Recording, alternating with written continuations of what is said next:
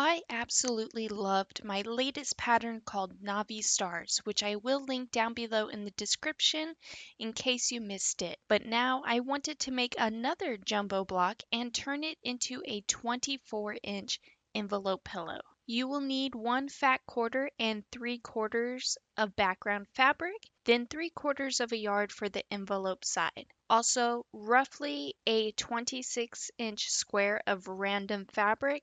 This can be fabric that you bought too much of or a solid muslin. It doesn't necessarily matter as it will be hidden, but it is needed for the quilting. And lastly, a 1/4 yard for your binding. But don't worry, all of this will be listed down below in the video's description. With all that said, let's get started. For this quilt block, I highly recommend starching your fabrics as we will be making many half square triangles. With each fat quarter, you will cut 4 5-inch squares and 16 3-inch squares. In the video, my fat quarter is laid out where the 18-inch is going from left to right. There is enough fabric here if you end up with a crooked fat quarter bundle or if your fat quarter has large salvages. Then with your background fabric, cut out 4 5-inch squares and 16 3-inch squares. The remaining yardage will be used for your border. Now let's create the quilt block. With your 5-inch squares, use the background or print and draw a 45-degree line from corner to corner with a fabric marking tool. Since I am using a black background, I went ahead and did this on the wrong side of my print fabric. You'll do the same thing for your 3-inch squares. Place them right sides together and sew a 1/4 inch seam allowance on both sides of the line you drew.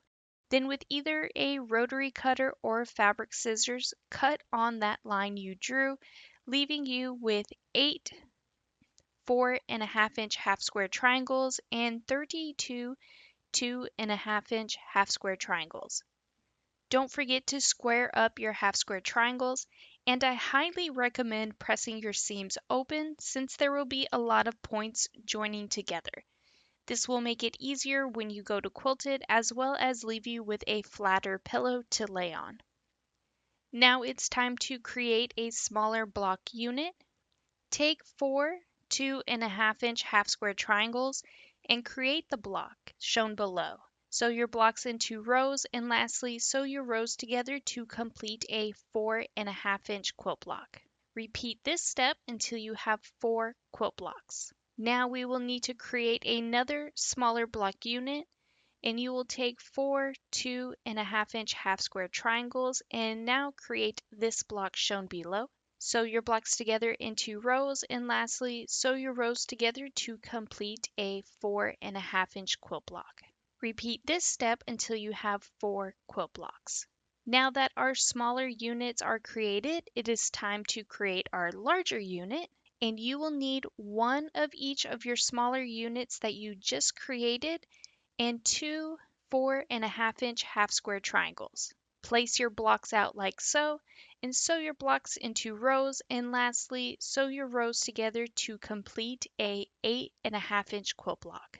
Repeat this step until you have a total of 4 quilt blocks. With those 4 larger units, rotate them around to create our final look. Sew your blocks together into rows and lastly sew your rows together to complete a 16.5-inch quilt block. Now that our block is complete, with your background yardage you will cut 4.5-inch by width of fabric strips and add a border to your quilt block, making it a 24.5-inch square. With our final pillow top made, it is time to quilt it out. And this is where the 26-inch square of random fabric comes into place. The size doesn't need to be accurate. It only needs to be large enough to quilt it in case the top shifts around when you go to sew everything together. I am using fabric that I have too much of, and this is a pretty bold print. If you are using fabric that you have too much on hand, before you quilt it, make sure that it doesn't show through your batting and quilt top. If my pillow had a white background, I wouldn't be using this fabric for my backing. But since my quilt is mainly black, I am safe and that dark green won't show through. Additionally, you will only see this fabric when you go to stuff your pillow, otherwise it will remain hidden. Once you've quilted your pillow, trim the excess off, leaving you with a 24-inch quilted pillow top. Then with your envelope fabric, you will cut out two 18 inches by 24.5-inch rectangles.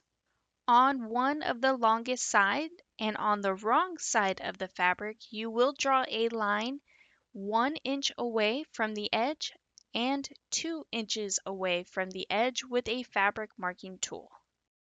Next, take that edge and fold it over first to the 1 inch marking, then iron it down.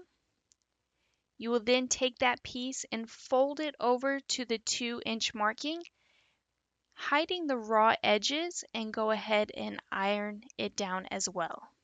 With those raw edges hidden, sew 1/8 inches away from both sides using a matching thread or whatever color you would like, but do note that this will be shown.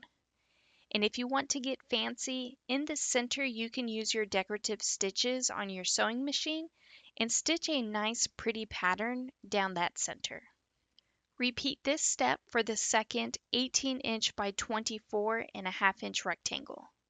Now it's time to build our envelope pillow. Place your quilt top with the pretty side facing down. Then with one of the envelope backings, place the raw edges that you covered up towards the center, pretty side facing up. Then you will take the second envelope backing and place it on the opposite side, once again with that pretty side facing up.